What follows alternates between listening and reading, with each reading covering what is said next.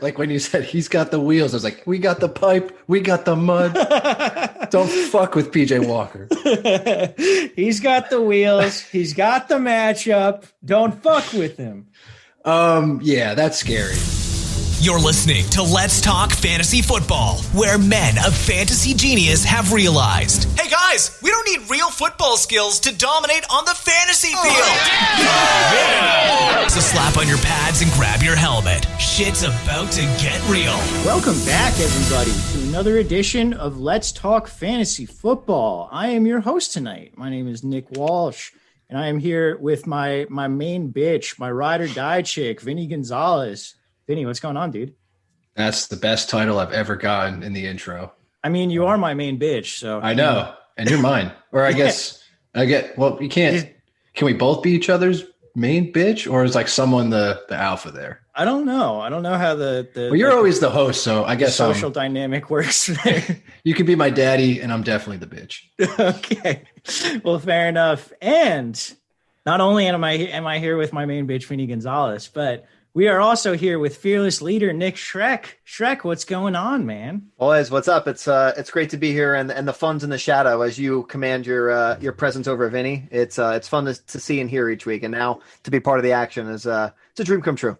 Yeah, it's great to have you on. I believe we are going to have fearless leader Nick Schreck for the first half of the podcast, and then the Correct. second half will be Vinny and I properly tuned up and getting aggressive. So.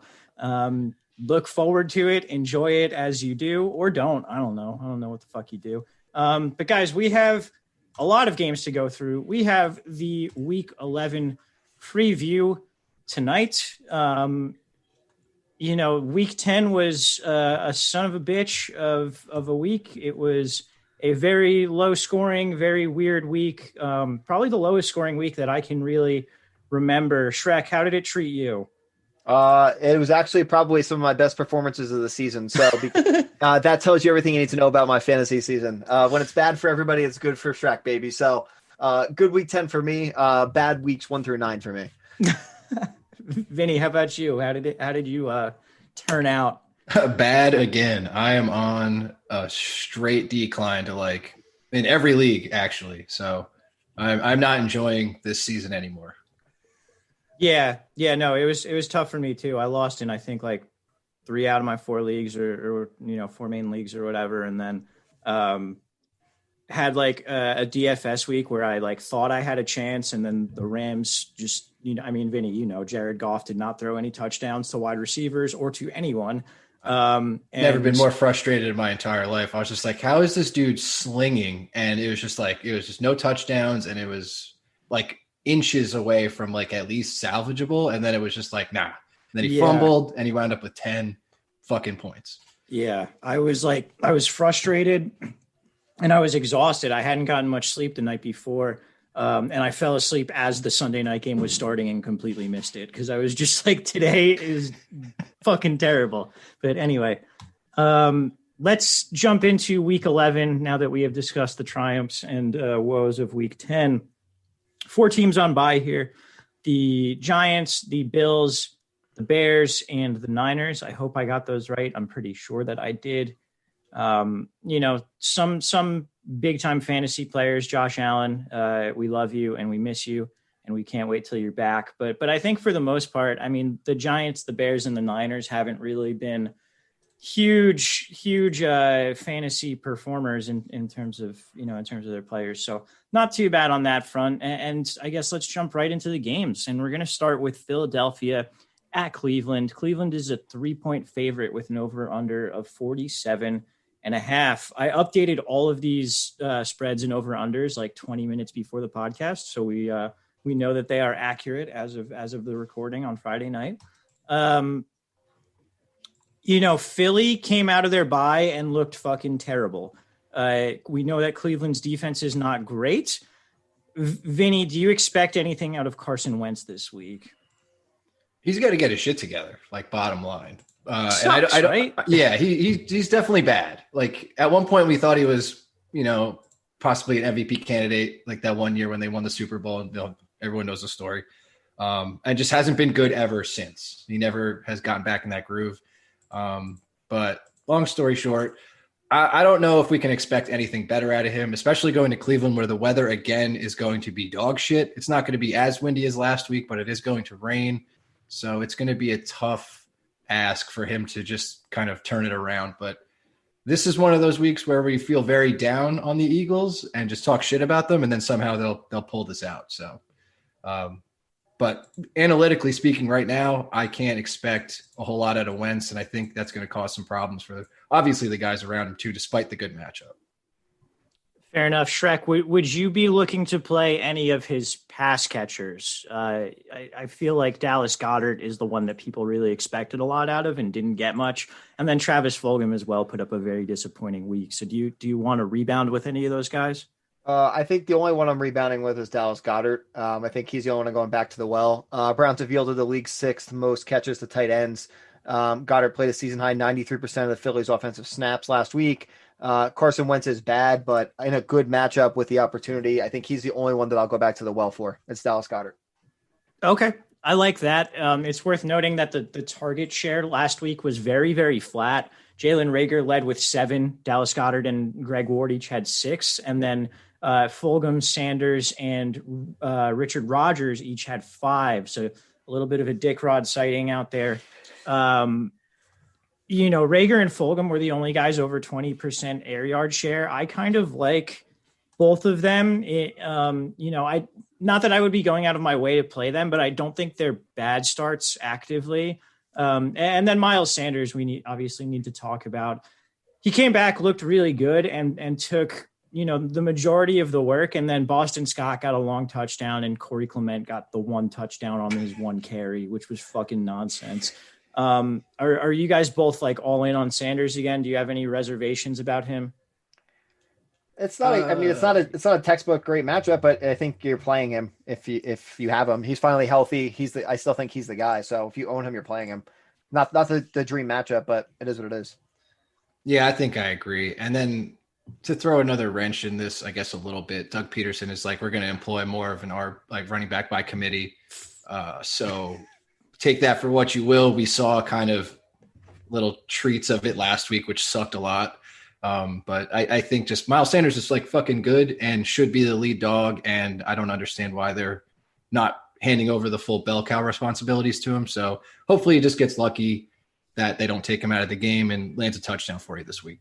Yeah, that's like insane to me. Miles Sanders is so clearly the best player on that offense. And it's like, with talented guys there, like Goddard's talented, Fulgham has been very good. We see a lot of potential in Reagor, but Miles Sanders is like a legit bell cow, like can be a bell cow. It's what the Eagles have been hoping for, and they're just not committing. They've been hurt too many times, I guess. I don't know. I'm going to pour myself some more wine about that. That's what I'm going to do. Let's move over to the Cleveland side of the ball, where I think the big question is, are they going to be able to establish this run game against the Eagles? And, I think the prevailing answer is yes. Nick Chubb came back, looked great. Him and Kareem Hunt each got 19 carries, went over 100 yards.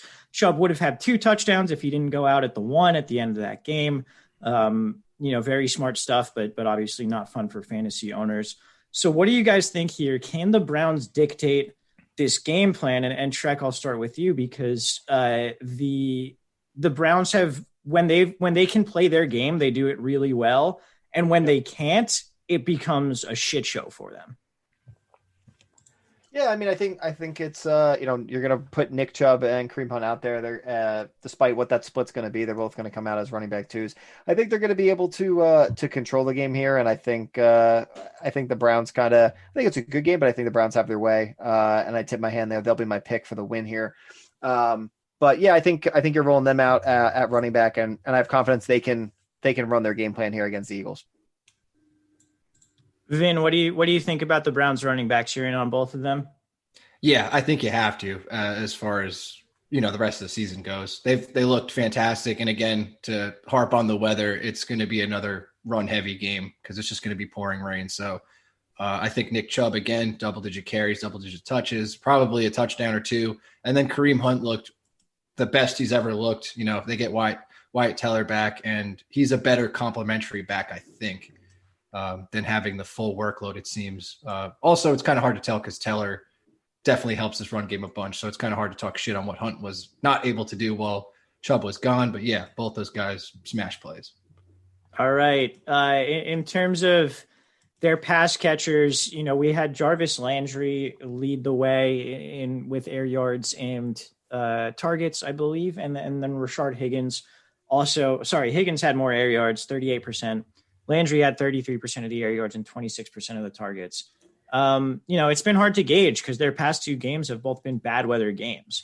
And like you said, Vin, like this one's in the rain, but it's not going to be as windy. I don't expect it to be like prohibitively bad weather for this one. So I think there's a chance they bounce back. And then obviously Austin Hooper is the other guy. For me, I'm starting Landry and I'm starting Hooper. I don't think you need to start Rashard Higgins. Yeah, and Higgins is probably going to get a lot of Darius Slay. So I think, like you said, Landry's the play, and then Hooper is definitely in the tight end fuck it category.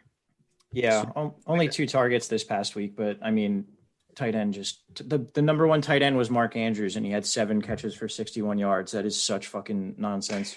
Schreck, do you have anything else to add on these pass catchers? Nah, man, sweep it through. All right. Yeah, I'm going to take Cleveland. Eagles for me. Whoa. All right. Shameful shit, but I'm doing it. Every week that I've been like, man, this NFC East team should come back and like play better against this other team. They don't do it. So I'm going to stop doing it. Atlanta at New Orleans. Fuck this. New Orleans is a 3.5-point favorite. The over-under is 49, but obviously I normally start with the away team. I'm starting with New Orleans. Taysom Hill's going to fucking start. This is bullshit. Yep. I don't know. Schreck, how do you see this offense like playing out with Taysom Hill at the helm? It's Alvin Kamara, and that's all I can foresee. I have no idea. I don't have any faith in anything but Alvin Kamara. I think he hurts Kamara like a lot. I think he hurts everyone. Well, I'm not saying he doesn't, but like us, like they're taking away your favorite part of this offense. Like if you're a Kamara owner, you're like league winning back is going to have a glorified Tim Tebow rocking this offense for no fucking reason. So Alvin Kamara loses all of his ceiling potential. And I think his floor is still safe, but like, dude, just fucking buries this team. But this should be a blow up spot for Michael Thomas. Yeah. Right. And it should be. And is it going right now? It's not going to, I don't think. It's supposed to be. And that's where the answer should have been of like, yo, Michael Thomas is going to have himself a fucking day. Right. And now we have no idea. And that sucks. Yeah, I mean, I think you could have considered even peripheral wide receivers for the Saints, like with Jameis starting. You could have considered Manny Sanders. You could have considered maybe Traquan Smith. I don't know if he's hurt. Jared Cook. He took like a nasty hit. Jared Cook. It just makes it really hard to have confidence in anyone. I am not as out on Kamara as you are, Vinny. There is data to show that running quarterbacks do lead to greater efficiency in the run game with actual running backs as well. So I think I'm not out on Kamara even a little bit. Like I'm completely confident in him, but I think everyone else, it makes it very, very difficult. And Michael Thomas, it was very, very funny looking at the air yards and that sort of thing for Michael Thomas, because he had 7 targets and like 60 air yards, but it was also like a 30% target share and over 50% of the air yards because the Saints just do not throw the ball down the field. And they could have if Jameis was playing this game. Yeah, it's upsetting. I had to drop Jameis 4 times this afternoon. Two of them I had to pick up Alex Smith, and I'll tell you what, subbing in Alex Smith for Jameis on a Friday when you thought you were going to play Jameis feels fucking terrible. That's not good. Yeah, I don't know. Let's talk about Taysom. No. Is he viable? So one, in ESPN leagues and on FanDuel, he is tight end eligible. That's just fucking stupid. He is obviously a great play at tight end. If you can play him at tight end, you do it. Yes. But do you have any sort of fuck it, throw it out there, let me play Taysom at quarterback? Not even a little bit. Yeah, no. He's got that like built-in floor just because the rushing capability, but Man, I would never forgive myself if he just goes out there and lays a dud. And like you have so many better options. Like I'd rather play Matt Ryan on the other side in this game, hands down. We're going to get to a couple other guys that I would definitely rather over him as well. And you can't go into this week playing Taysom Hill at quarterback. Tight end, of course. Quarterback, go fuck yourself. Okay. And that is coming from someone who was leading the train of playing Tim Tebow in the heyday of Tim Tebow. So that was before quarterback. Like now it's a passing league, Walsh. Tim Tebow was fantastic. He was a great fantasy asset. Absolutely. I'm just saying like the time has kind of passed for this kind of shit. I'm not having this. All right, fair enough. Let's move to Atlanta, where we should be getting Calvin Ridley back, which is exciting. You mentioned Matt Ryan, Vinny. Do you think he's a solid stream this week? Yeah, love it. I mean, Matt Ryan is always going to be floating around that 20 points a week just because it's always a shootout. It's always a shootout with the Falcons. So I think it's going to be a fun game, or it was going to be a fun game. Now it's kind of shot, but I think the Falcons off the bye get some rest. I think Todd Gurley has a decent game based off volume. I think Matt Ryan just kind of slings it. Finally healthy with everybody around. Hurst looks good. Julio always gets his. So yeah, I love Matt Ryan. He's definitely top like stream guy for me this week. Okay. Schreck, do you have any differing opinions? No, I'm a little less pumped on Todd Gurley, but I think he'll be fine. Like you said, maybe on volume. It's a passing game here. Matt Ryan for sure. Slam stream start. Okay. Yeah, I mean, to go back to the Gurley thing, like it's an awful, awful matchup just because the Saints have allowed the lowest amount of running back points per game, but literally off volume. Yeah. The touches 18 plus. Off the bye, rest that like degraded knee or whatever. 9 TDs and 9 appearances. I mean, I get it. You got to do it. Just, like you said, volume is there. Mm-hmm. Yeah. You're kind of just praying, like Julio gets tackled at the 1, and then it's like, you did it. You got there with Todd Gurley. Julio, Ridley, Hurst, that's your guys, and you're playing them no matter what, I think, right? Do we have any other opinions? All right. Well, that was an easy one. Who we taking here? Schreck, I'll start with you. I'm taking the Falcons. Yeah, I'm taking the Falcons as well. Fuck Sean Payton for playing Taysom Hill. Yes. I'm not going to get over it. It's unbelievable, right? It's absolutely unbelievable. You bring in Jameis on a 1-year contract and he finally gets an opportunity. They're like, you know what? Like, how much do you fucking love Taysom Hill where you have to fuck that guy over? And also, dude, like if this was the only game that Jameis played all year, he would have gone nuts, and then he would have gotten a big ass contract. You were costing Jameis millions of dollars by doing this. Yes, dude. And honestly, like the Saints' future very much in jeopardy with Breeze getting hurt, obviously being like 90 years old and like kind of in the twilight of his career as it is.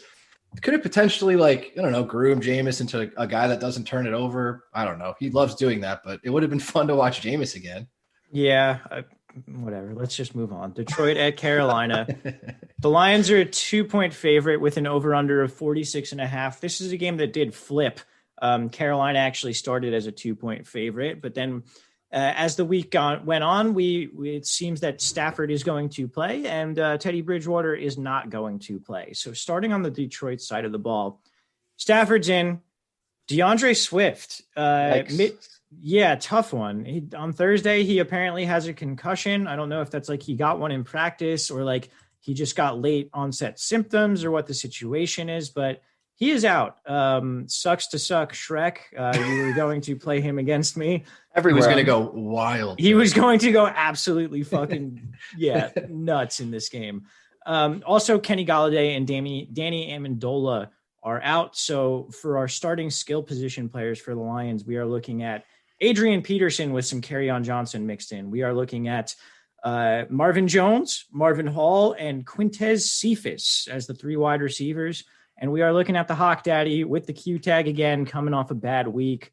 Schreck, do you have faith in this Lions offense with all these injuries?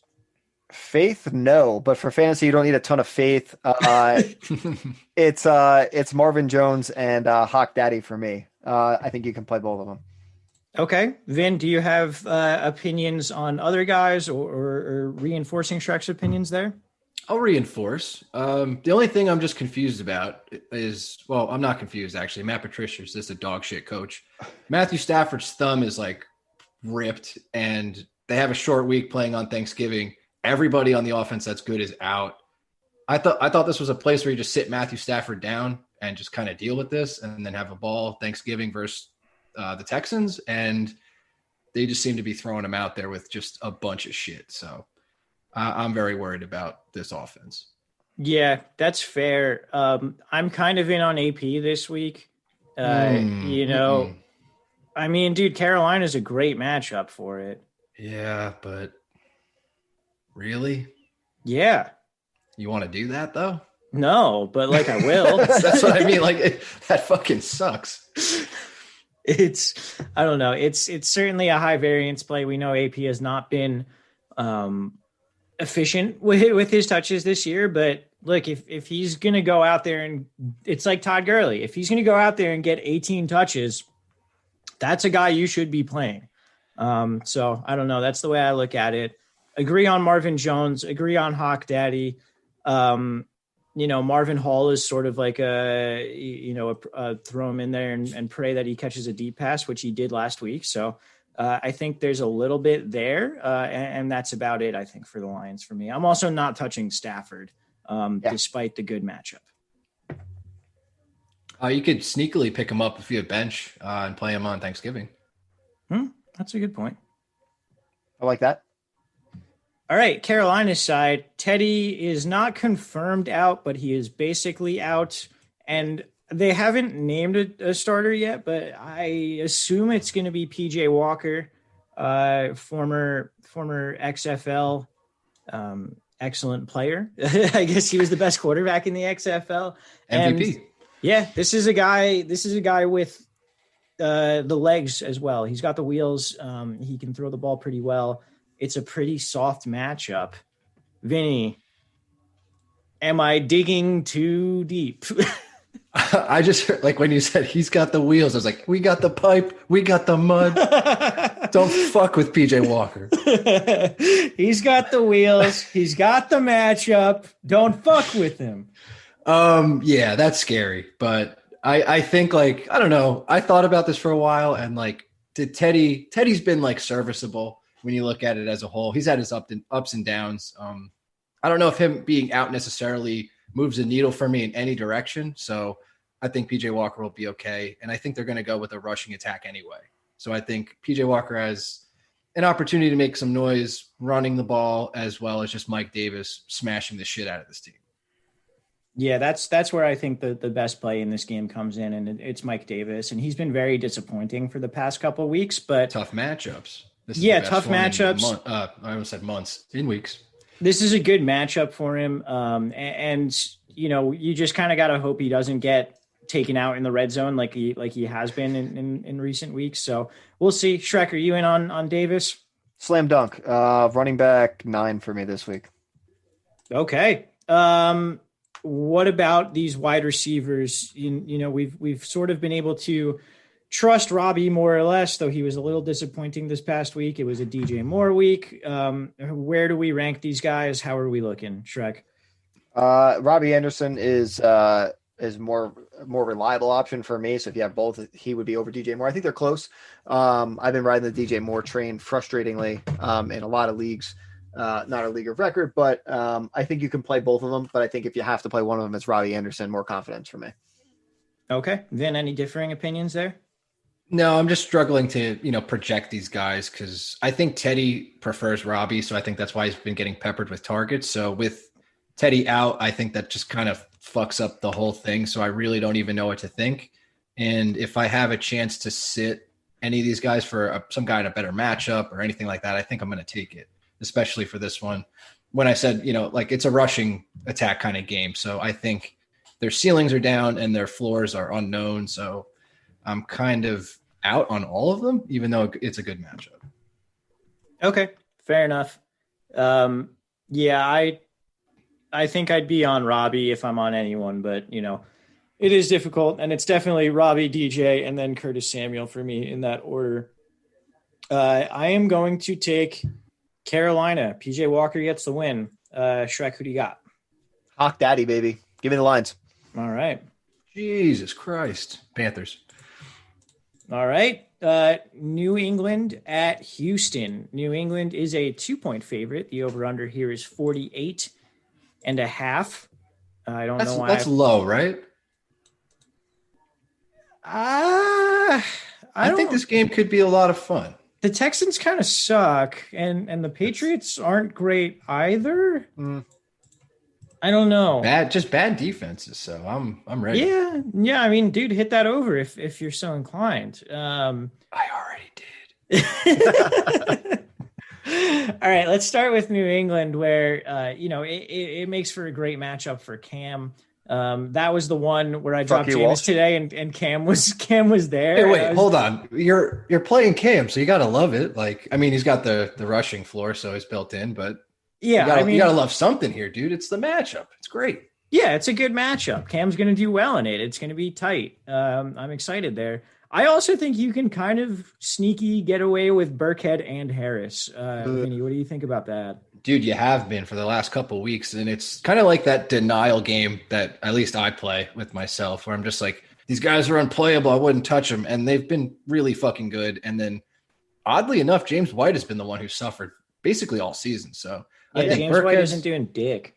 Yeah, Burkhead's the play. Damian Harris is the play, and they've looked fantastic. They are ripping off yardage on runs, and they really just look good. And eye test passes, opportunity is always rough to come by on the Patriots, but they are very efficient, and they run the ball very well, and that's what they want to do, and have looked good doing it. So have some faith in it. Schreck, what are your opinions on Harris and Burkhead?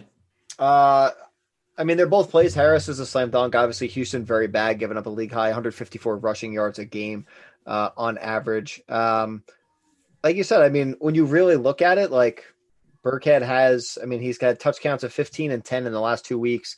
James White totally out, has not had double-digit touches since week 6.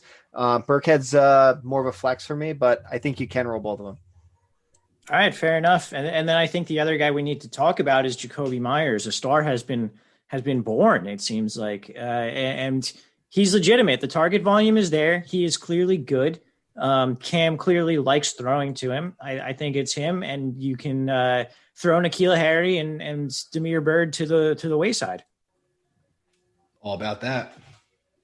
All righty, let's move to Houston, where we have another week of David Johnson out. So Duke Johnson will be the starting running back.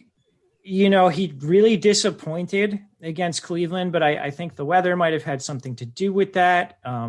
It might just be that Houston is a bad environment for starting running backs also. But, this is a pretty good matchup.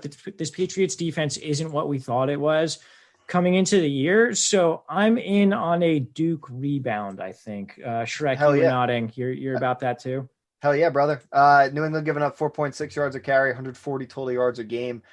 He's got no competition in there. I think it's a Duke Johnson rebound. Mid running back 2 for me. All right, Vinny, what's your opinion on the Duke? And then talk to me about the passing game. Much like Todd Gurley, slam dunk volume play and a better matchup. So love Duke this week. He was limited with non-COVID illness. So I didn't look at the practice report Friday, but Thursday practice limited anyway, so he's good to go. Passing attack, love Brandon Cooks. He has been revenge game.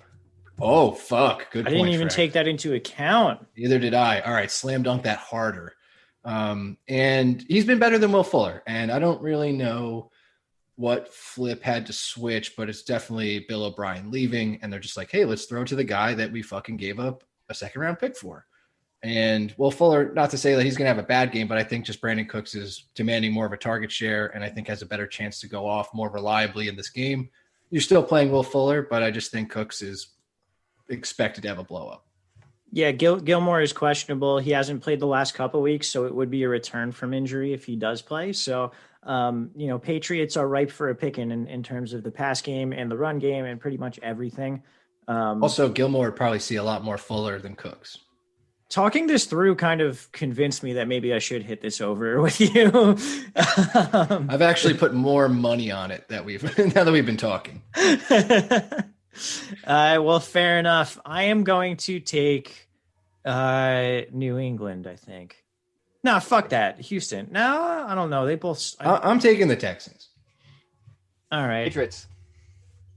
I'll take the Patriots. Let's go, Cam. We didn't even talk about Deshaun. He's going to fucking rip. Wait, what? We didn't talk about Deshaun. Deshaun Watson. Oh, my goodness. Yeah. In my head, I was like, what player are you even talking about? I was like, what Deshaun is on these teams? But it was complete mental. I mean, lapse. we don't need to mention it, but I like to say because I love Deshaun Watson. Yeah. It was one of those that I just kind of took as a given, I guess. Anyway, Pittsburgh at Jacksonville. Pittsburgh is a 10.5-point favorite. The over/under is 46. The Jags have some injury issues. They are going to get DJ Hayden back, former Raider. Me and Schreck watched him get drafted. Yes, we did. They are going to get him back from IR. He will take over in the slot. But they are going to be missing both of their starting outside corners, CJ Henderson and Sidney Jones.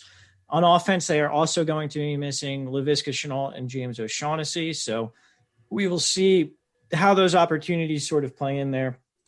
With Pittsburgh, you would think that this is a big James Conner game just based on the point spread, but James Conner has kind of sucked. So and Pittsburgh has kind of realized that their offense should just be Ben throwing it to their insane wide receiver core. So I think this is kind of just Ben whips it around. Deontay Johnson and Chase Claypool both go off. Juju has a pretty decent game and Conner is whatever. Schreck, do you have opinions on the pass game here and I guess Conner as well? No, I mean, I think again with James Conner, like you said, unfortunately, the Steelers are Mike Tomlin saying he is still the bell cow. We're watching the touches decline, so the numbers just don't match what we're being told. But I agree. I think it's a passing game here, and those three guys, they all eat. Big day through the air for Big Ben and these wide receivers. Nothing of value to add. Ben? Couldn't agree more. Last week against the Bengals in 50-mile-an-hour winds, Ben dropped 30 fantasy points and was just whipping it like it had no fucking business. So slam everybody per usual. And then I think Ebron is also a play. Schreck, I'm mentioning him. Come on. I had to make sure his name got in there, man. Fan of the podcast, Eric Ebron. Big LTFF guy. A big LTFF guy. He reaches out to us with questions. No, should I start myself, guys? And we just say yes. Yeah, dude. Yeah, Eric, stop having such low self-esteem. No, he's been one of the more consistent guys on the year. So definitely a tight end start there. Matchup rules too. I think Jags are close to bottom. I think what are they? Almost 32nd against tight end. I think they might be at least league's third most to tight ends. There you go. That's not spectacular. I mentioned those cornerback injuries before. I do think it's Deontay and Claypool who have the better matchups. I mean, we've reached a point, Vinny, you and I have been saying you can play 2 out of the 3 Steelers wide receivers, but for the past couple of weeks, it's just been play all of them. So I think that's where we're at, where they're throwing enough that you can do that. But I would rank Johnson and Claypool ahead of Juju just based on those matchups this week. They also, I think, every week or week to week have better ceilings than Juju as well. And that's true. Yeah. And last week it was fun because all 3 of them hit. Yeah, it was very, very fun. So let's talk about Jacksonville, where we've got Jake Luton. It's Luton now? I don't know. I'm just making things up. Is it Luton or Luton? I like Luton. I don't know if it's correct, but I like Luton. I just kind of said it because I thought it would sound funny. But it definitely did. It caught my attention. J.K. Luton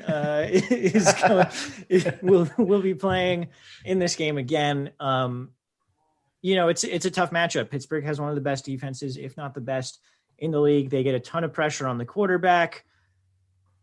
I still think it's a James Robinson game. Chris Thompson is on IR, and what that does, I know that, Chris Thompson hasn't done jack shit this year, but what it does do is keep Robinson in the game for almost the entire game and also give him a higher percentage of targets, particularly in a game where Luton will be under pressure. Schreck, what do you think about James Robinson? And then do you have any interest in the pass game targets as well? Yikes. Yeah, I think James Robinson is an absolute start. This fact here comes from Establish the Run, but that says on the year, only Alvin Kamara and Dalvin Cook have outscored Robinson in PPR running back points. I think the matchup here against Pittsburgh gives you some optimism, and he should be in your lineups. He hasn't had less than 25 touches since week 6. So volume play again, and I'm still okay with the matchup. So I'm fine with him in your lineup. DJ Chark is the only pass catcher against the Steelers. I mean, unfortunately, only 7 wide receivers have topped 67 yards through the 9 games against the Steelers. But I think depending on who you have, I'm okay with rolling DJ Chark. Vin, anything from you there? No, I'm good with that. And just to make sure I clear the air, I've been calling for James Robinson's death for a while. And I don't think this bad matchup is going to be that bad for him, because we've been looking at the slate and just like ready for the impending doom. But like you said, Walsh, the Chris Thompson thing really opens things up for him to have a brand new floor. And I think he's going to stay incredibly relevant and be totally okay for anyone that has him. Yeah, just a follow-up on last week. I did try to trade Don for Derrick Henry and dangle James Robinson and Jerry Jeudy. It did not work. Don just said, you know what, man, I'm going to roll with what I got right now. And I was like, man, you have given up on life. Yeah. And I guess he didn't listen to the podcast either. So no, he didn't. I also tried to, I tried to trade another one of our friends in our league of record. I tried to trade Kyle for Aaron Jones, and he was almost going to do it. And then he was like, actually, James Robinson is on the injury report and I'm not going to do it. I was like, fuck. That's what changed his mind. What was the trade? Yeah, it was Robinson and Jeudy for Aaron Jones. He was going to do that? He said he liked the trade and he wanted to think about it. And then when Chris Carson got ruled out for last night, he was like, okay, I like it. And then he was like, wait a minute, James Robinson is on the injury report. Holy shit, man. That's it? That's all it took? He's going to play. What is wrong with him? I don't know. I almost swindled him. But anyway. Thinking about it never goes well for anybody. No, it definitely does not. Act with your gut and your gut only. That's it, baby. And Don is looking to deal Justin Jefferson and J.D. McKissick for anybody who's interested out there. Oh, yeah? Yes. I love bench depth, baby. Yeah, definitely. Fucking Don. All right. I'm taking Pittsburgh here. Same. I am too, but take Jag spread. Okay. All right. Cincinnati at Washington. Washington is a 1.5 favorite with an over-under of 47. Joe Mixon out again. This mystery foot injury that Zach Taylor refuses to give any details on. I fucking hate them, dude. They're doing the AJ Green thing from last year. I hate them, dude. Just put him on IR. Like, he's done. I mean, you can at least get a roster spot then, right? Yeah. Right? Yeah. Dude, Jesus fucking Christ. I can't take it. They're horrible. They're bad people. They're definitely bad people. Fair enough. So bad matchup, Gio Bernard, again, a reasonable option if you need to go that route. Now, the Washington defense is not bad. We do like the Washington defense. But Vinny, talk to me about Joe Burrow and talk to me about T. Higgins and Tyler Boyd. So if you're looking to stream, I think Joe Burrow's kind of on the maybe list. I think he'll throw enough to make it relevant. And I think he's he's such a pure volume play and has been very efficient. Doesn't really make too many mistakes, even for a rookie, and facing a good defense. That's probably going to sack the shit out of him again. It's nothing new.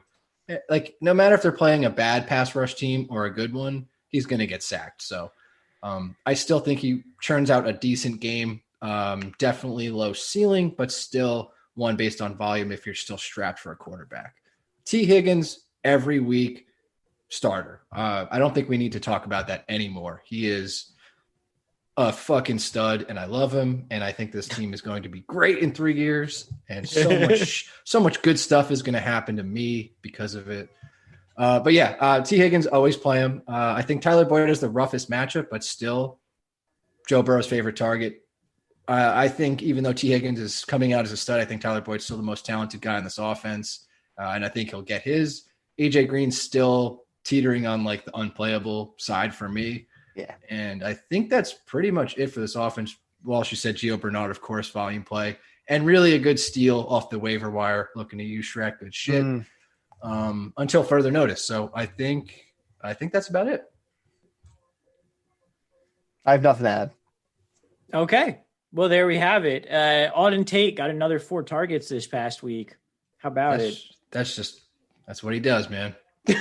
Making sick ass catches for 15 yards. That motherfucker gets no separation because every one of his catches looks like the craziest contested catch of all time. I'm surprised his ribs haven't exploded because, dude, it's like a fucking 7-yard gain.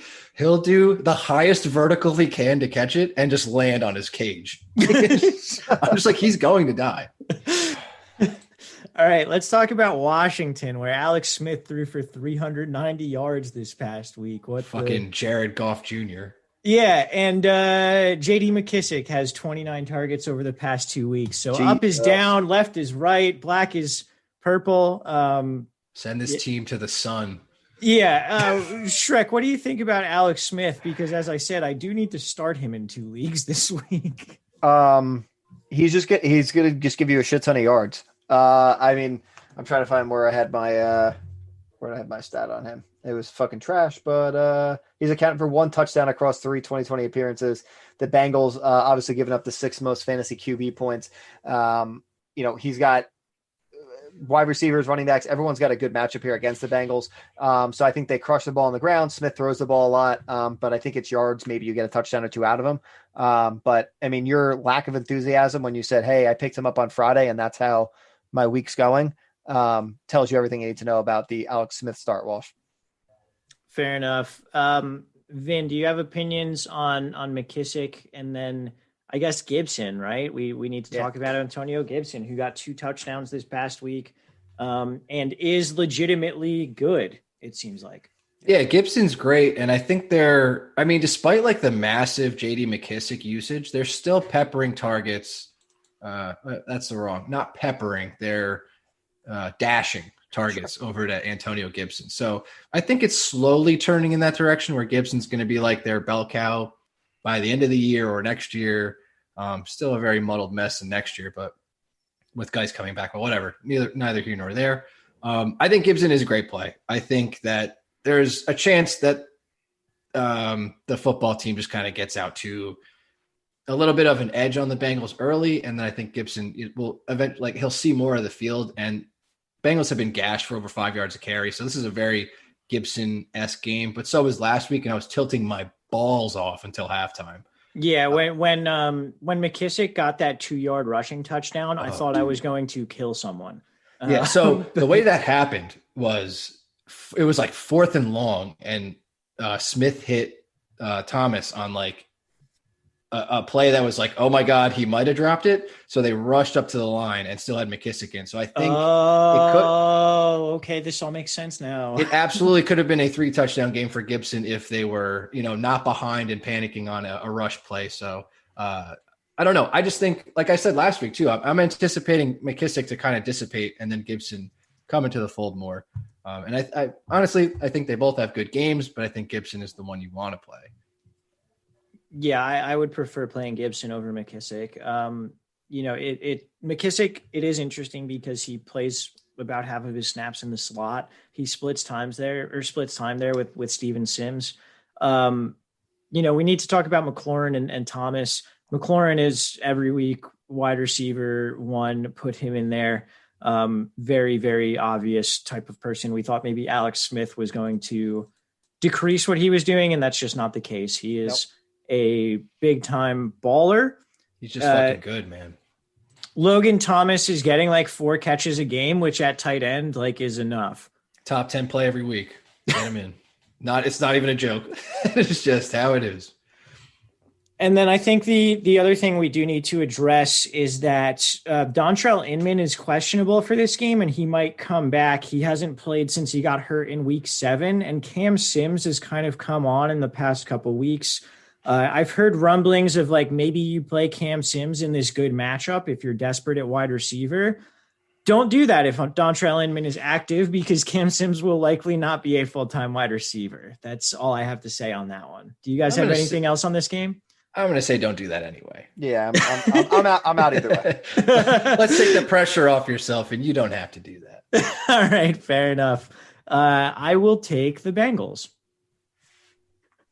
I'm taking the football team. Fuck you, Schreck. Bengals, baby. All right, Tennessee at Baltimore. Baltimore is a 6-point favorite with an over-under of 49.5. The Titans are very, very hurt. Adam Humphries is the only skill player who's really hurt for them, but they're missing Roger Saffold, their left guard. They're missing Jadeveon Clowney. They are missing cornerback Adoree Jackson. They have some injury issues, and also they haven't been that good recently. Did I already say the spread? I completely forget. I must have, right? Well, it's 49.5. I think you did. Yeah, 49.5, 6-point spread. God, I can't remember what I'm doing. Anyway. Talk to me, Vinny, about the Titans, because this is not a good matchup for them. Yeah, don't love this at all, but I think the one dude that's going to have a good game. Yeah, Derrick Henry's like due, right? Like he's just fucking due. Against the Ravens? Well, I think Calais Campbell is going to be out again, and that was fucking massive last week. Like they got gashed by the Patriots, so I think Derrick Henry is going to have a big, big game. And then everyone else, I'm like pretty scared of. Like you're still playing AJ Brown. I think you can stop the nonsense with Corey Davis because it's not a great matchup. And I guess Jonnu Smith, like you could play him just because tight end shit. It's tough to gauge this team right now. Yeah, I don't have a ton of strong opinions. I don't really see why you would like AJ Brown over Corey Davis. They have pretty much identical target and air yard shares over the past couple of weeks. I saw you wince, and it's just because AJ Brown is way more talented and kind of more in the stud category. Like I think if someone owns AJ Brown, they're not in a position or comfortable sitting him. That's really the only reason. Okay. Shrek, what's your opinion there? I'm okay with that. I agree. I think it's on the talent play. Davis is not that history is an indicator, but his 3 career stat lines against the Ravens, 1 catch for 3 yards and a touchdown, 1 catch for 24 yards and 2 for 28. So history is not great. And if I'm going to bet on any talent, it's going to be AJ Brown for me. Derrick Henry, slam start. I'm off Jonnu Smith, but tight end sucks anyway. So do your thing. Yeah, I have never once been right about Jonnu, and I'm not even going to try to be. So that guy, yeah, I don't know what it is. I just can't get him right. Logan Thomas or Jonnu Smith? I mean, I'm playing Thomas because I just avoid Jonnu like the plague at this point. Okay. Still Thomas for me. I'll stop asking. Yeah. All right. I guess Baltimore side of the ball then. I'm interested in Lamar stacks this week. Is that dumb? Are you stacking with Hollywood? Yeah. I think Hollywood has a good game. No indication that that's like been a trend over the last couple of weeks, but man, if this isn't just like a fantastic spot for this to happen. Yeah. I mean, he's been below 60 yards in 4 straight, but Titans giving up the 5th most fantasy points to wide receivers. He torched Tennessee for 7 and 126 yards in their game in January. I'm cool with the stack and the upside play. Obviously, I hope big things for Lamar personally in our matchup, Walsh, but I think I like the stack when it comes to daily without personal influence. So I mentioned before that Mark Andrews was the tight end one this past week with like 13 fantasy points or whatever. You got to go. I mean, he sucked this year, but you got to keep playing him, right? Yeah, as much shit as we talked about him last week, like it was bad. But there's really no other place to go. And then are you trying to fuck around with this 3-way running back situation? Never. No. Schreck? Hard pass. Yeah, I am the same. Shoot Mark Ingram out of a cannon into the sun and just play J.K. Dobbins. Sorry, Mark Ingram. I've been one of your biggest fans in the past, but it's such a shame, dude. He declined like in a snap. Like running backs do, but man. He is no longer useful to me, therefore I now hate him. But Anyway, right.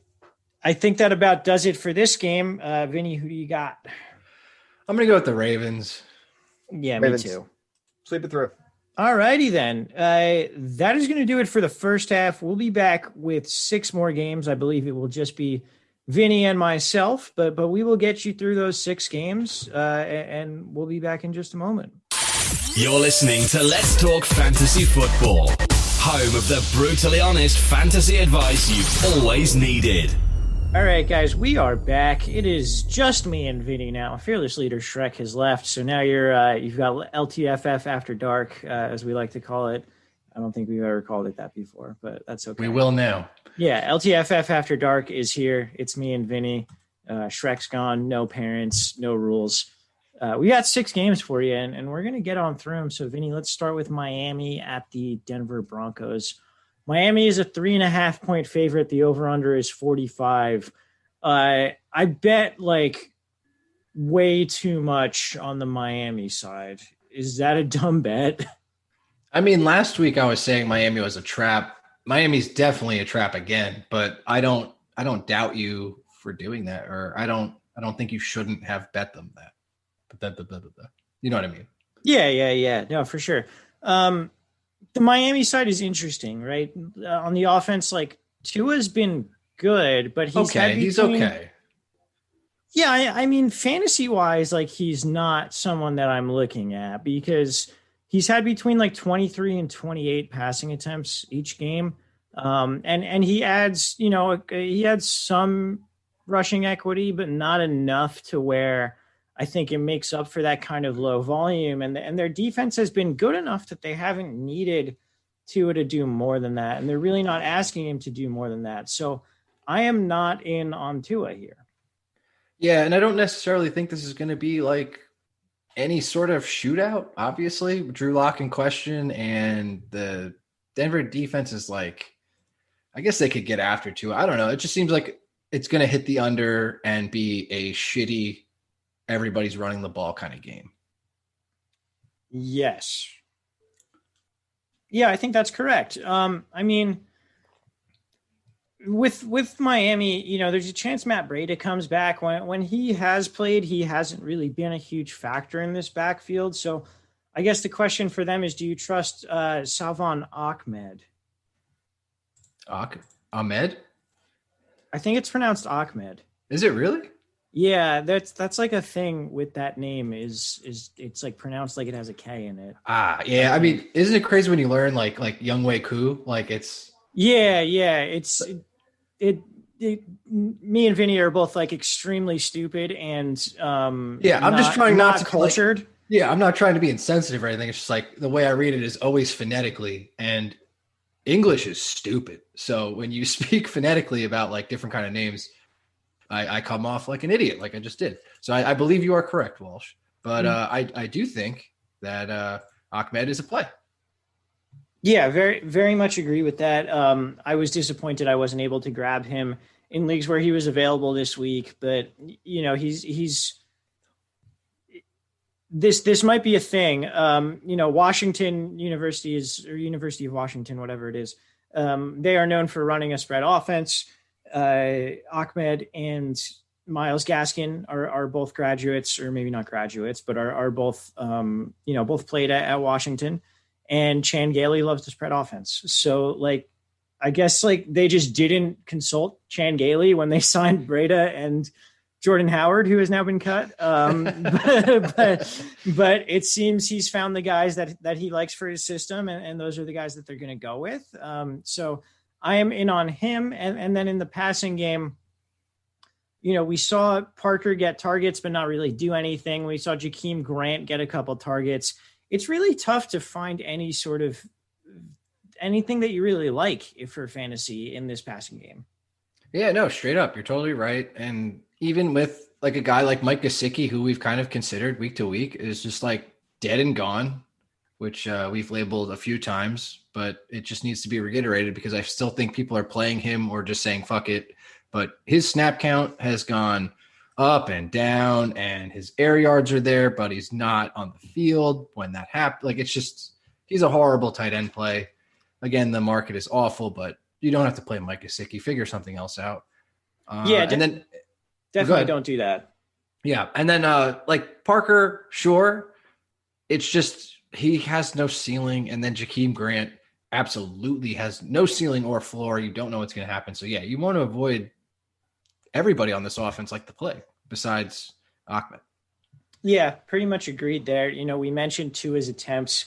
So, if you're looking at 25 attempts as a baseline, even if you get a 20% target share, it's 5 targets, like you're going to need a significant target share in order to get there. And we don't really see them pushing the ball down the field too much.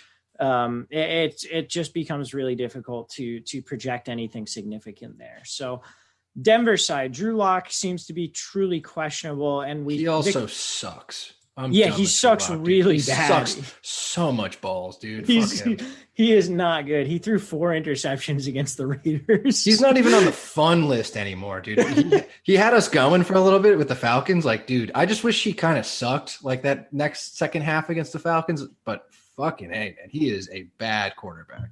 Yeah, no, not good. We'll see what the Broncos do in the offseason, but Vic Fangio says he will know and will announce something by Saturday. So we're not running into like Sunday morning Drew Lock stuff, but I don't know if it changes that much, man. Like this Miami defense is good.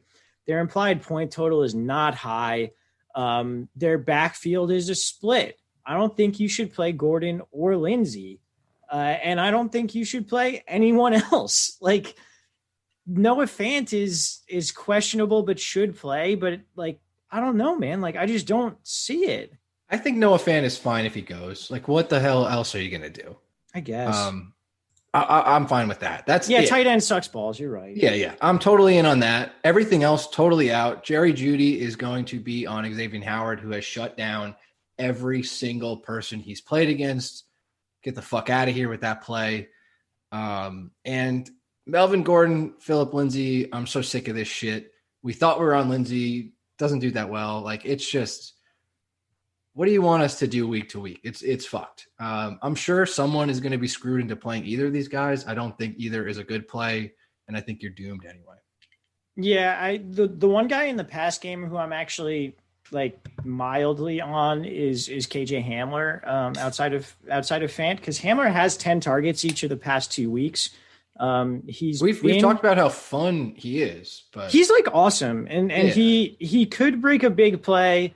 He gets targeted, it seems like at all levels of the field, really, even though he's in the slot. I'm really excited on his long-term prospects, and he has been getting the volume. Drew Lock does suck. He's hurt even if he does play. And if he doesn't, it's Brett Rippon or Jeff Driscoll. So take that for what you will, but I don't hate KJ Hamler as much as I could. Yeah. This team next year with a different quarterback and their defense is like respectable. Their offense is stacked with talent. I think they're going to be someone to be reckoned with. I think the AFC West is going to be incredibly interesting for the next couple of years. Obviously, they're very like already tense with like Raiders kind of encroaching on the Chiefs. I don't know. It's like a little fun. And I think the Broncos will be able to compete with that shit, especially with their home field advantage with the altitude, which may or may not affect the Dolphins here too. We haven't even touched on that. Maybe that's the reason for the smaller line, but I don't care. I'm hammering the Dolphins. Imagine Justin Fields. Like, I think Trevor Lawrence is probably out of the question, but like Justin Fields on this team, sure, that would be pretty cool. Why the fuck not? I'm trying to think who they could trade for too, or just even. I think sign Jameis. There it is. There we go, dude. They would be so fun. They would be so fun. Yeah, dude. You have Tim Patrick, Jerry Jeudy, KJ Hamler, Noah Fant, and Jameis. Sean Hamilton too. Like, dude, that could be. Oh man, that would be. Let's fucking go. All right. I mean, I don't like that for the division that the Raiders are in, but like for my pure. They're not going to win games, Walsh. Trust me. They're just going to. I just want them fantasy relevant. That's true. That is true. All right. If you couldn't tell by the fact that I've said I'm hammering the Dolphins spread, I'm taking the Dolphins. Yeah, same here. Okay. The Jets at the Chargers. The Chargers are 9.5-point favorites. The over/under is 46.5. Sam Darnold is doubtful again. if I were the Jets, I would say just like shut him down and kind of run the season out as it is. But the last time we saw Joe Flacco, Sam Darnold to the Broncos. Yeah, that would be interesting too, actually. That'd be very fun. Anyway, the last time that we saw Joe Flacco, he was slinging the fucking pig around against the Patriots. So, do you have any sort of inclination that Flacco could sustain some fantasy performances here? Tipping my hand, I'm going to pick the Jets to win this game. Whoa. I think they're cruising for a win. Like, it's very hard to go 0-16 in the NFL. Yes. Even when Adam Gase is your coach, even when Joe Flacco is your quarterback, they've been close and they're getting there. And I think against the lowly Chargers who find a way to lose every fucking game possible, I think the Jets have their best shot right now. So I'm not saying play anybody other than like your normals, like Jamison Crowder, Brashard. Perryman is close to a play. He didn't have a lot of volume and got lucky on the 2 touchdowns against the Patriots. That was very fun and exciting, but I would very much not like to play that if I can avoid it. But I do think Crowder he's just fucking good. He demands a massive target share, going to PPR destroy every game. I just think that the Jets are a very sneaky play. And I know a lot of people are playing the Chargers defense. Actually, Walsh, you picked them up, right? Yes, I did. I think they're kind of a trap play. I don't know if they perform as well. I mean, they're sure as shit going to sack Joe Flacco a bunch, but I truly think the Jets win their first game in this matchup. Okay, that is a fucking take. It sure is. It's interesting though, because I'm sitting here looking at these, the plays, and I'm kind of like, man, I think I might play Crowder, Mims, and Perryman. So I guess that means I like the Jets this week. Right. Like you have like, I'm kind of out on Mims. He's just kind of not delivered on some matchups where you expect him to. He's gotten the usage though. Very true. But like, again, in that aspect, you're insinuating that this offense is going to have something doing where you're going to play the third option in the passing attack for the Jets. Okay. That's fair. Yeah. Bring that shit down to my level. Yeah, no, that's a good point. I was half listening to you because I was trying to figure out what kind of like hot because he's fly, you ain't because you're not Denzel Mims pun I was going to use, and I didn't really come up with anything good, but whatever. Just the fact that you thought about it is good enough for me. All right, well, I appreciate that. You're really building me up here. The other thing I guess we need to talk about is Adam Gase, the most untrustworthy person in the world, said he is going to give LaMichael Pirine more work. Do you buy it? I don't buy dick for their running game. I will buy the passing game just because they're guaranteed to be down at some point, but fuck if I am going. I'd rather play Kerryon Johnson than anyone in this backfield. Fair take. I am not going to argue heavily with you on that one. The Chargers have been quietly good. I mean, like fun for fantasy more so than good. They've been bad. They're a bad team, but they're a bad team and they lose a lot of games. But fuck if they don't have fun. But Justin Herbert appears to be good. Appears to be a guy who we will likely see in the NFL for the next 10 plus years. The thing that I'm really looking at in this is Keenan Allen should eat, and I said that last week and he didn't, but he really should, right? Yes. Yeah. I mean, okay. You're not sitting Keenan. It's just the expectation level is fairly high in this game. Yeah. Yeah, that is true. I think I would also be playing peripheral guys like Mike Williams and Hunter Henry. Are you finally playing him? I might start him over Hawk Daddy. I don't know if that's recency bias or if it's good. He caught that touchdown finally. Yeah, I know. I'm probably going to end up playing him. I'm leaning towards it. I haven't put him in yet, but I am leaning towards it. Understandable. And then we got to talk about the running back situation because Kalen fucking Balazs is in a revenge game against the Jets. Dude, he's commanding a bell cow role. Yeah, like he's getting a ton of work. They obviously do not trust Joshua Kelly for shit. And Troymaine Pope was healthy this past week, but really only played on special teams. So there is a chance that they just decide one of these other guys is now the guy. But if they follow what they've been doing, Kalen Ballage is like a must start this week. Anthony Lynn, it's like that sketchy moment in fantasy and like coach speak where everything is like the data of him getting carries and work throughout the games is matching up with coach speak because Anthony Lynn is like, we need to get him more involved. But it's so hard to trust anything from that realm. I don't know. I don't even know how I'm doing a bad job of explaining this, but like Kalen Ballage is a smash play, should be in lineups, but it's so terrifying that like maybe Pope wasn't as healthy as he should have been. Maybe he gets more carries, but the fact that Nathan Lynn maybe Joshua Kelly like falls back into favor, you know? Right. Like, I don't know. They have a 3-headed monster and they could unveil it at any time, but Kalen Ballage right now is bell cow, and this matchup is fantastic. And like, I don't know what about him playing on the Dolphins and Jets has done to me, but Kalen Ballage, I didn't know he was massive. He's like big and fast. That was like always the thing with him. Dude, I thought he was like a Darren Sproles guy. Dude, he's like a Brandon Jacobs guy. Yeah, he's so big. He is like tall. He's fast.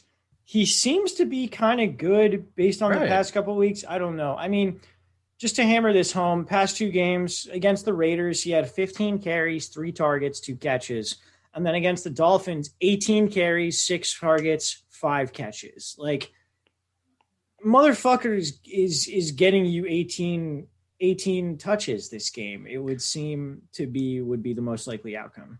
Also, the last couple of games, he's gotten goal line opportunities, which is massive because if he lands those touchdowns, you're not even thinking about sitting him. But if those show up on the stat line, you're like, yeah, of course. So those easily could have turned a lot of matchups, and just looking at the opportunity, they use him down there. So it's incredibly interesting, and one of those things that I think you don't want to do, but the usage, do it. Yeah, you got to do it. All right, I am taking the Chargers. You said you're taking the Jets here? I am taking the Jets very sadly. I think they are in a spot against a team that chokes a bunch. I don't know. They got to win eventually, right? I mean, it would be insanely funny for the Chargers to lose to the Jets. It would be very, very funny. You know what? I just want a close game because I want like the end of this game to be very. You want a shootout. You want a shootout. Yeah, but I want something stupid to happen at the end of the game, like a missed like 27-yard field goal or some bullshit like that, and like that's like the way the game ends, you know. Or a Joe Flacco rushing touchdown. Yeah, that would also work for me. That would particularly if it's like 15 plus yards. Like if we can get like an 18-yard Joe Flacco rushing touchdown to end the game. I want something real dumb, and I think we're gonna get it. I think we're gonna get it with these 2 teams at the helm. Green Bay at Indianapolis. Indy is a 1.5-point favorite with an over-under of 51. This is the least exciting 50-plus point over-under game in terms of like fantasy opportunity that I think I've ever seen in my life. I don't want to play like really anybody outside of the usual suspects, and that's really only on the Green Bay side. Yeah, I mean Indianapolis is like a death trap, and we'll get to them in a second. But Green Bay. It's not a good matchup, but you're playing Rodgers, you're playing Adams, who I know there was an injury scare in the week, but he is not on the injury report. He is good to go. You are playing Aaron Jones. Do you have any faith in the MVS breakout of the past 2 weeks? And while considering that, I mean, Alan Lazard is potentially going to come back. I'm not necessarily with any of that. I'm not really looking to play Lazard.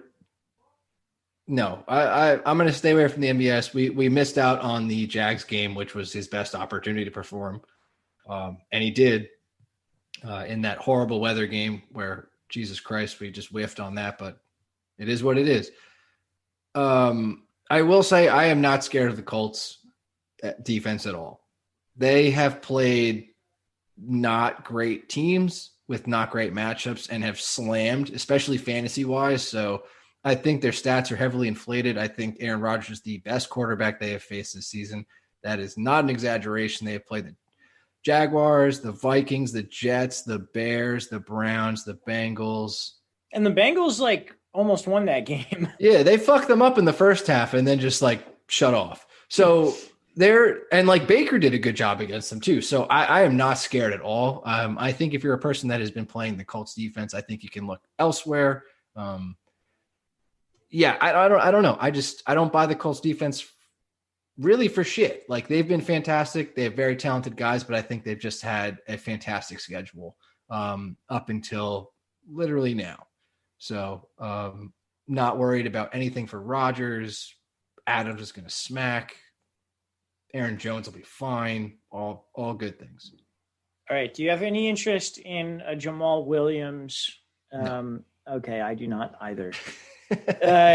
For Indianapolis, there are two guys. Well, one, I think you play Michael Pittman Jr. and you do it with confidence. I don't know if you play any other of the passing game options.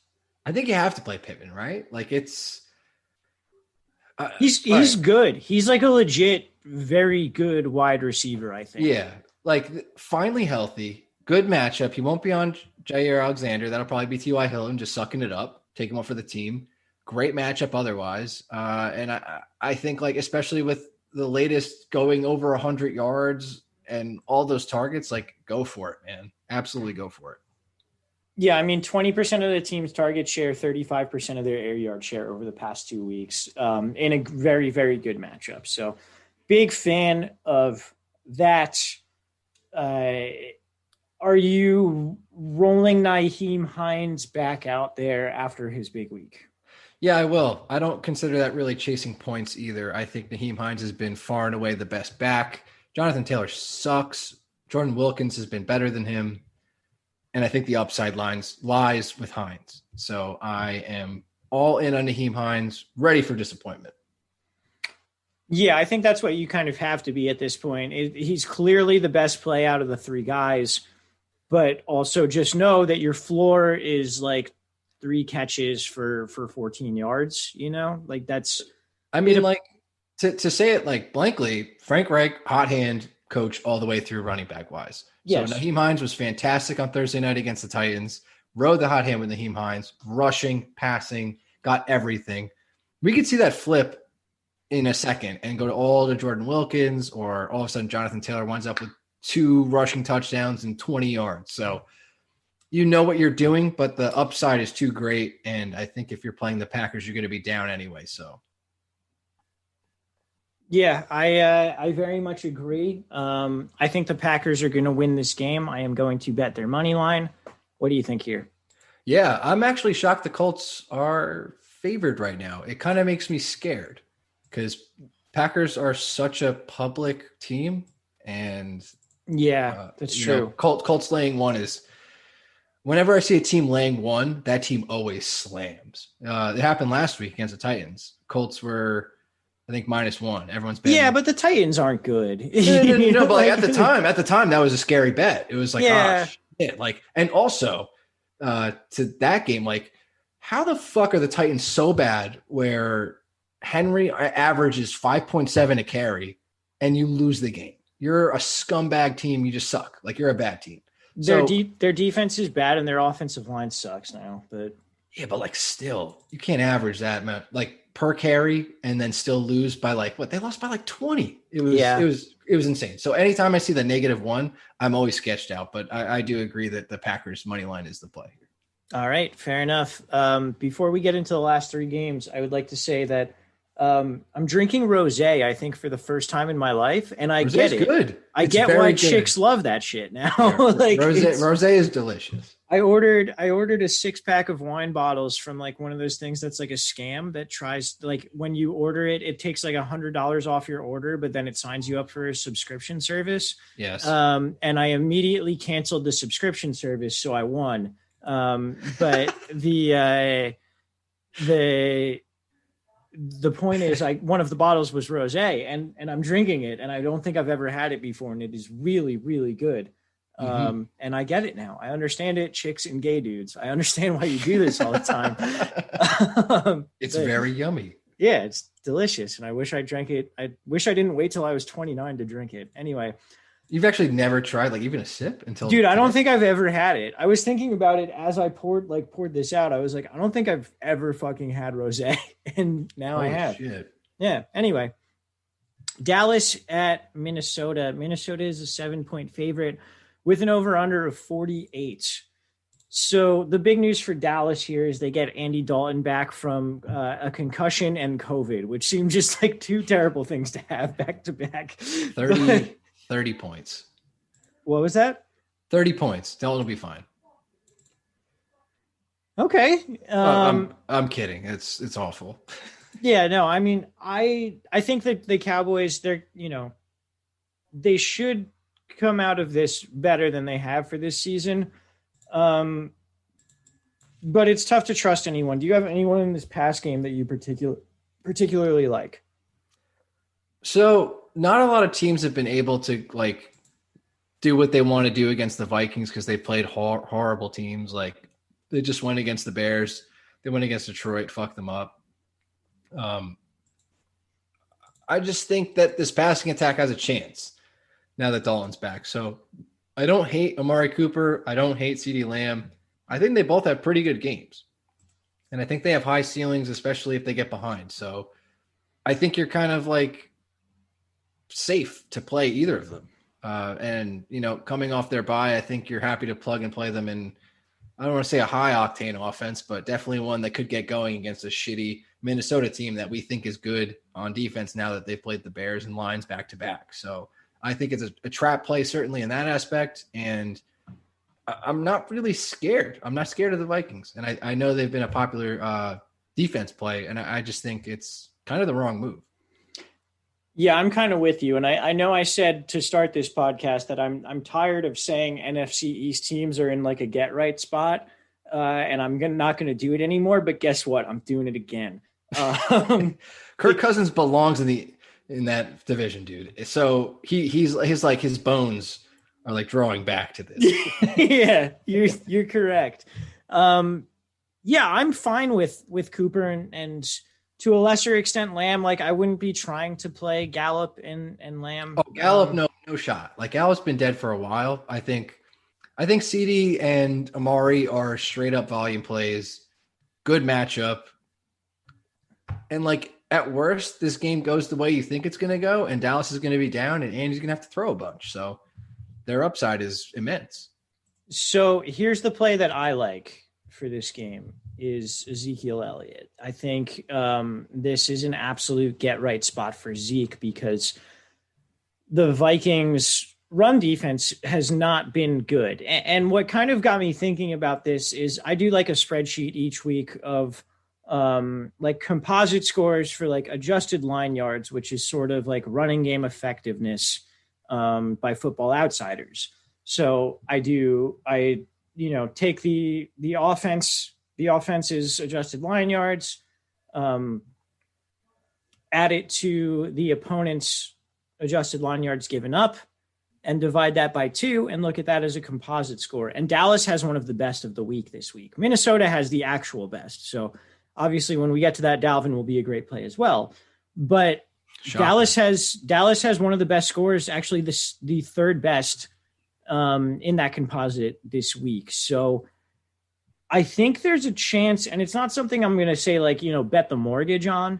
But I think there's a chance this is a get right spot for Zeke, who, while he has ceded touches to Tony Pollard and he hasn't been as involved in the pass game, I mean, in their last 2 games, he had 19 and 18 carries. Like, if you're going to tell me Zeke gets 20 touches against this Minnesota front, I'm going to tell you that he gets over 100 yards in this game.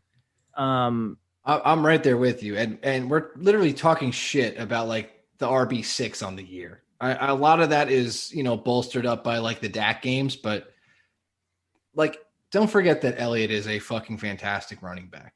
Please don't forget that. And this is a good matchup. And they're coming off their bye. I think they get right, like you said. Yeah, there's I don't want to give away too much of my strategy, I guess, but Zeke is 6,500 on DraftKings, and he's going to be at low ownership in a very, very good matchup. I think I'm going to smash Zeke on DraftKings this week. Let's go. All right. I think that should do it for Dallas. We don't really need to talk about Dalton Schultz, do we? No, that ship has sailed. Okay. So for Minnesota, I mentioned Dalvin. He is the obvious running back one this week, right? Yeah.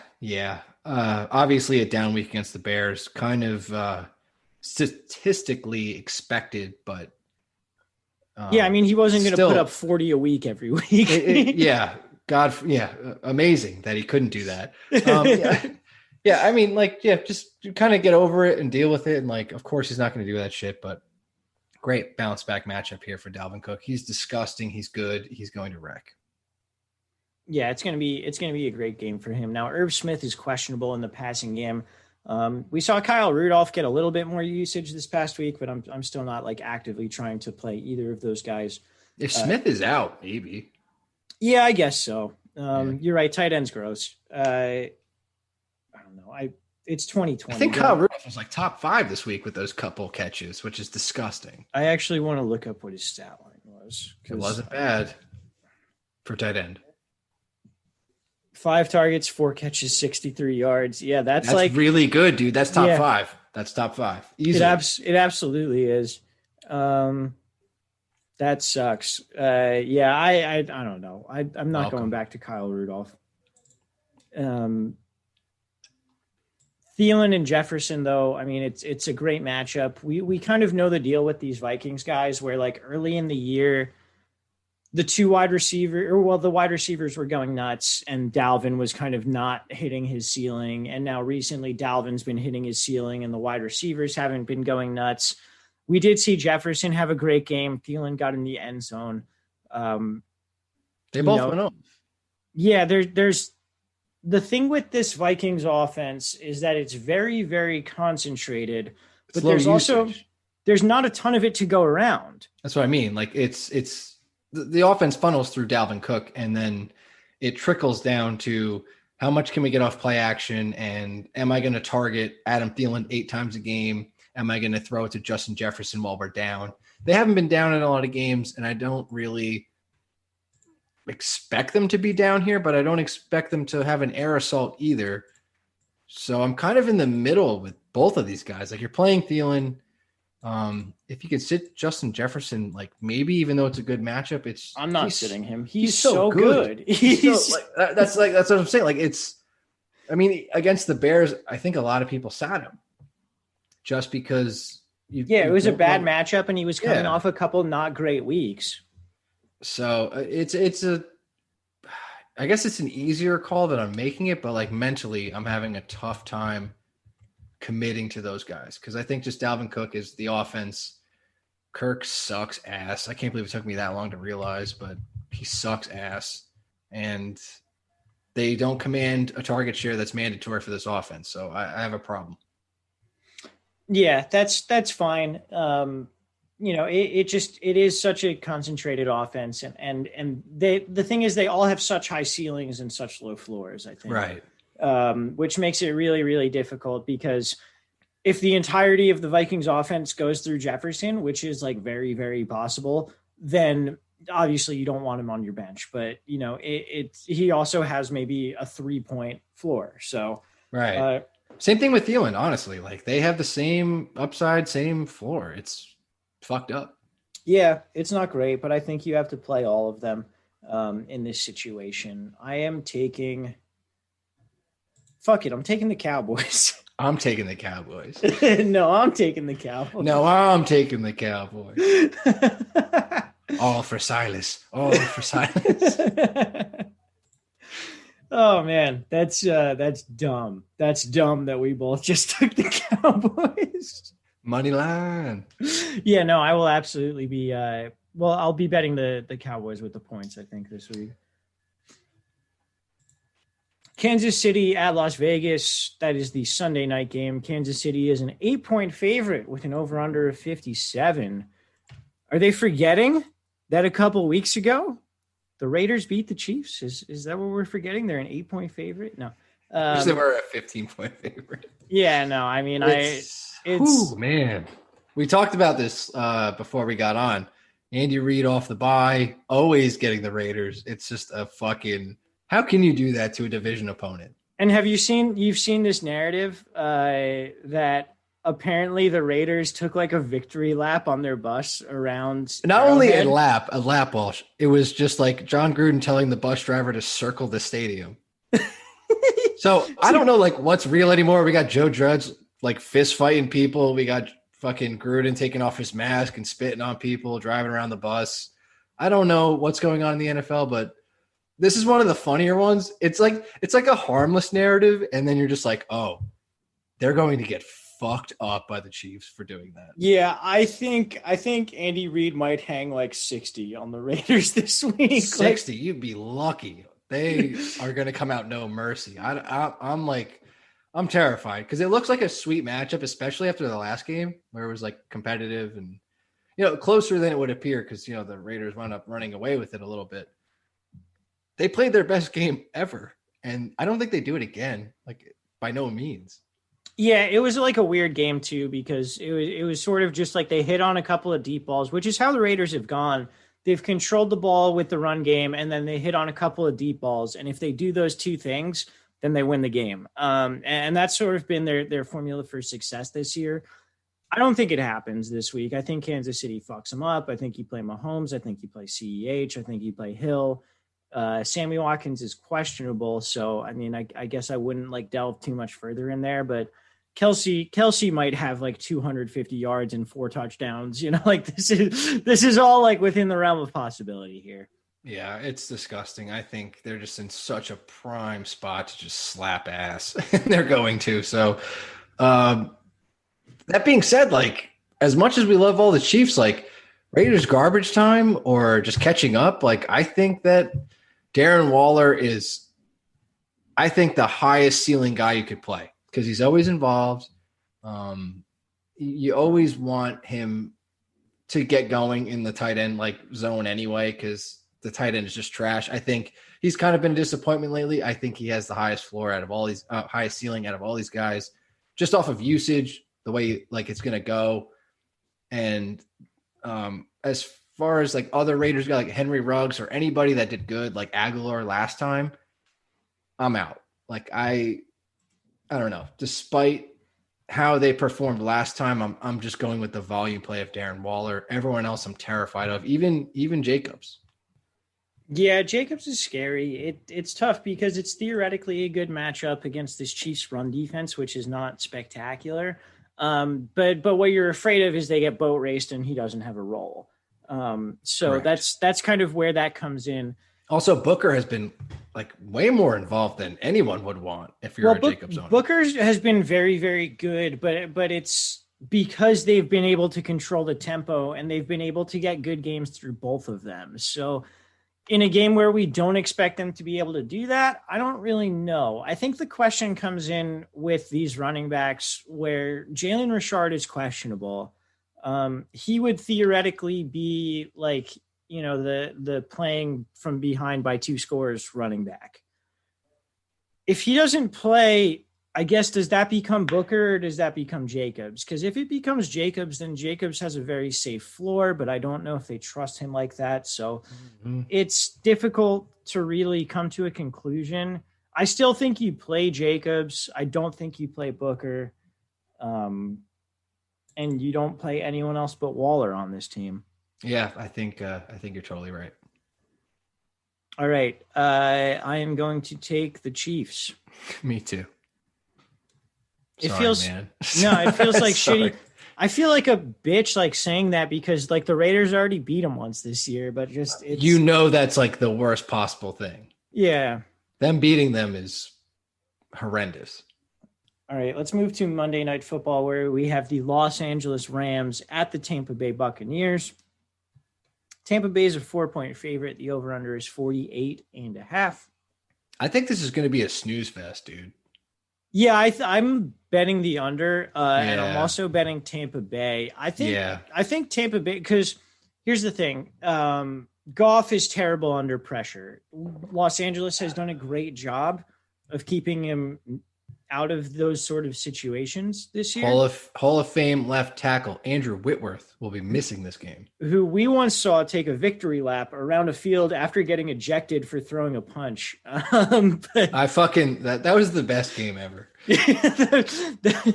did he get in a fight with? It was he got Lamar Houston.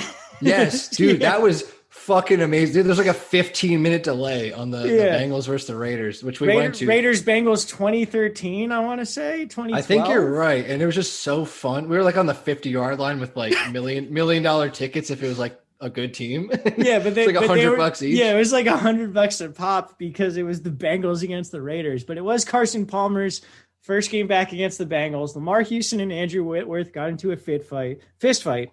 And Andrew Whitworth got ejected, and instead of going right into the tunnel, pumped up the entire did crowd. A lap while doing like the pump up, like arm waving move around the entire thing. Love that guy for life because of it. Anyway, he is out for this game. Is the point? Yeah, they're going to get ravaged. They're going to get absolutely ravaged. Yeah, I think Los Angeles is not going to be able to do anything on offense in this game. And Sean McVay wants to run the ball because Goff sucks and Goff can't handle pressure. They're going to stop the run and they're going to pressure Goff. This game is a wrap. I don't want to play a single Ram. And you shouldn't because there's so much ambiguity with their running backs as is. I guess like on the surface, you're like, oh, Henderson's been fine. But like Akers kind of got involved last week. And Malcolm Brown obviously scalped those 2 touchdowns. They're just a shit offense to bet on. Obviously from the fact that Goff also threw for 300 yards, no touchdowns. Woods and Kupp were MIA like that entire game. And Josh Reynolds had the best game. So this whole offense is volatile and bad. So I'm out. The Josh Reynolds thing is sort of more of a trend. I was gonna say, I think you called that. Aberration. I'm pretty sure you called that, but like it just, I'm not saying like it's a thing that has ruined me on this offense. It's just like it's like the shittiest thing in the world because it's the same kind of rotation they've had with their running backs. Now it's with their wide receivers, so it sucks. Yeah. Absolutely. It just becomes difficult. And I'm going to go into hyperbole here, but I wouldn't be surprised if the Rams put up single digits. I think Tampa Bay is going to win this game that bad. Yeah. Tampa Bay for their side of the ball. I mean, obviously I don't love this either because the Rams have a great pass defense. So you don't really want to be playing Tom Brady. I don't know if you want to be playing the receivers too much either. And I mean, you might have to, but like the Rams pass defense is good. They just shut down DK Metcalf and Tyler Lockett. Like this isn't a defense to be fucked with. Yeah. They're going to shut down everybody, man.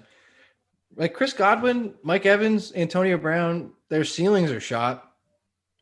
I've also seen like floated around the internet, like that Ramsey and Antonio Brown have this like legendary rivalry. I'm just like, shut up. Like, shut up.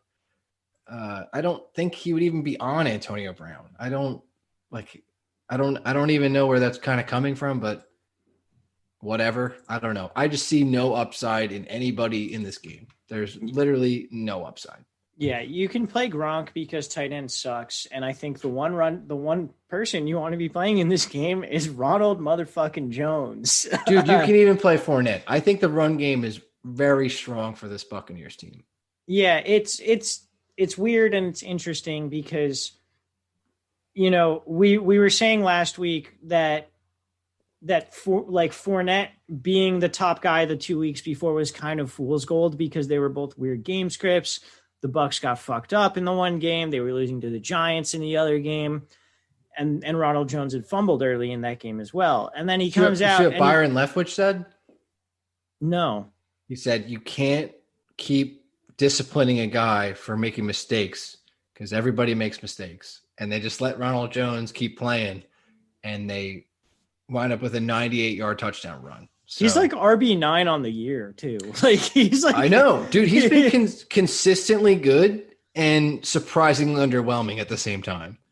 It's a very fascinating spot to be in. I think that kind of pegs the entire Buccaneers offense, Tom Brady included, like everybody has been sustainably decent, and then just like their ceiling is what like if it comes, you're like, wow, that helped me, or I'm so upset that I invested in this because I wanted more, but like that's what you get.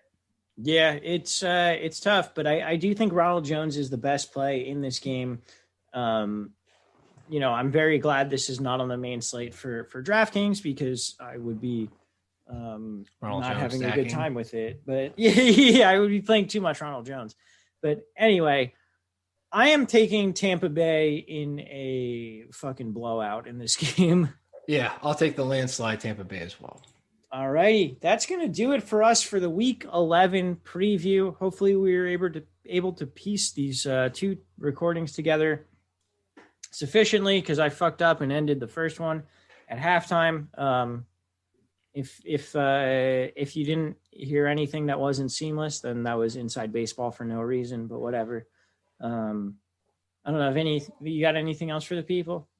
No, not really. I'm scared like everybody else. And that's probably it. Yeah, I'm terrified. It is a stressful time of the year. Hopefully you're doing well. If you want to confide in us, you can confide in us, I guess. I don't know. If you have questions for us too, we'll answer those. But hopefully we helped you out. And if we didn't, then sorry. Tune in again next week for us to not help you out, I guess. We're bad at predicting. We're bad at helping. Please talk to us. We're bad at a lot of things. Fantasy football is one of them.